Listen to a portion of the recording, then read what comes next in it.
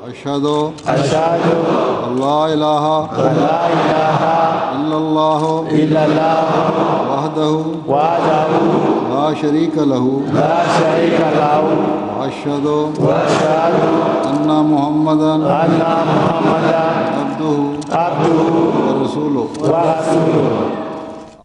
جماعت احمدیہ مسلمہ میں شامل ہونے کے لیے تیسری شرط، بیان فرمودہ مسیح موعود و مہدی موعود حضرت مرزا غلام احمد قادیانی علیہ الصلاۃ والسلام۔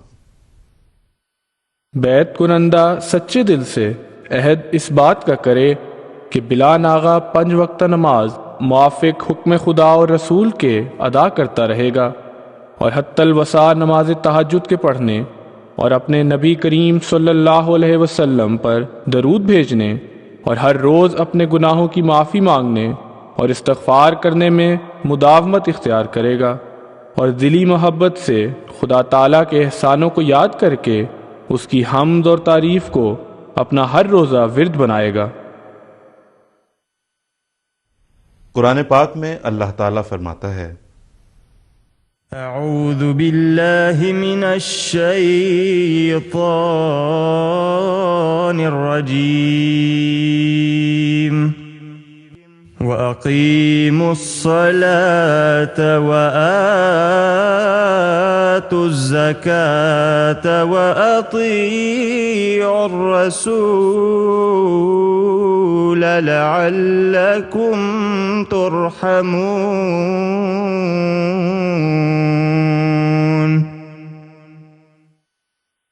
اور نماز کو قائم کرو اور زکوٰۃ ادا کرو اور رسول کی اطاعت کرو تاکہ تم پر رحم کیا جائے۔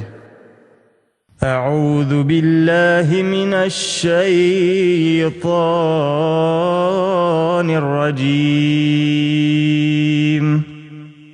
ان اللہ وملائکتہ یصلون علی النبی یا ایہا الذین آمنوا صلوا علیہ وسلموا تسلیما۔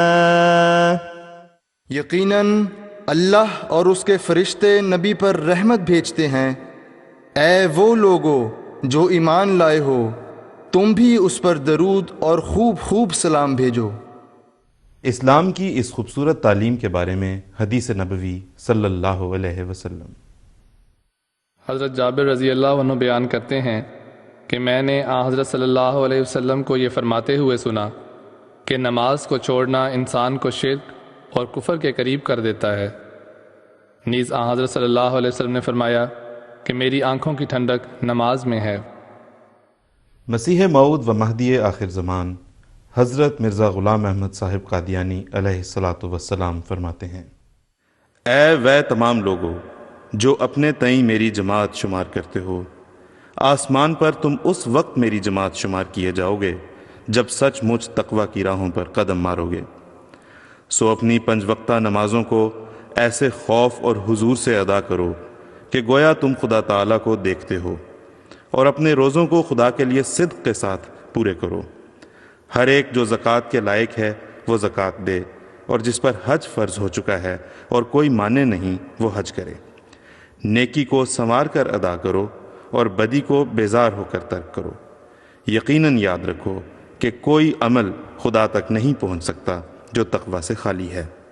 ہر ایک نیکی کی جڑ تقوی ہے۔ جس عمل میں یہ جڑ ضائع نہیں ہوگی وہ عمل بھی ضائع نہیں ہوگا۔ انسان تو دراصل بندہ یعنی غلام ہے۔ غلام کا کام یہ ہوتا ہے کہ مالک جو حکم کرے اسے قبول کرے۔ اسی طرح اگر تم چاہتے ہو کہ حضرت صلی اللہ علیہ وسلم کے فیض حاصل کرو تو ضرور ہے کہ اس کے غلام ہو جاؤ۔ قرآن کریم میں خدا تعالیٰ فرماتا ہے، قُلْ يَا عِبَادِيَ الَّذِينَ أَسْرَفُوا عَلَىٰ أَنفُسِهِمْ۔ اس جگہ بندوں سے مراد غلام ہی ہیں، نہ کہ مخلوق۔ رسول کریم صلی اللہ علیہ وسلم کے بندے ہونے کے واسطے ضروری ہے کہ آپ صلی اللہ علیہ وسلم پر درود پڑھو اور آپ صلی اللہ علیہ وسلم کے کسی حکم کی نافرمانی نہ کرو۔ سب حکموں پر کاربند رہو۔ امام جماعت احمدیہ عالمگیر امیر المومنین حضرت مرزا مسرور احمد صاحب خلیفۃ المسیح الخامس ایدہ اللہ تعالی بنصرہ العزیز نے فرمایا، اس شرط میں جو باتیں بیان کی گئی ہیں ان میں نمبر یہی ہے کہ اللہ اور رسول کے حکم کے مطابق 5 وقت نمازیں بلا ناغہ ادا کرے گا، اور اللہ اور رسول کا حکم ہے مردوں اور عورتوں دونوں کے لیے، اور ان بچوں کے لیے بھی جو 10 سال کی عمر کو پہنچ چکے ہیں کہ نماز وقت پر ادا کرو۔ مردوں کے لیے یہ حکم ہے کہ نماز با جماعت کی ادائیگی کا اہتمام کرو، مسجدوں میں جاؤ، ان کو آباد کرو، اس کے فضل تلاش کرو۔ 5 وقتہ نماز کے بارے میں تو کوئی چھوٹ نہیں ہے، اور سفر میں بھی کچھ رعایت تو ہے، یا بیماری میں بھی رعایت تو ہے، جیسے یہ ہے کہ جمع کر لو یا قصر کر لو، اور اگر بیماری میں مسجد نہ جانے کی بھی چھوٹ ہے۔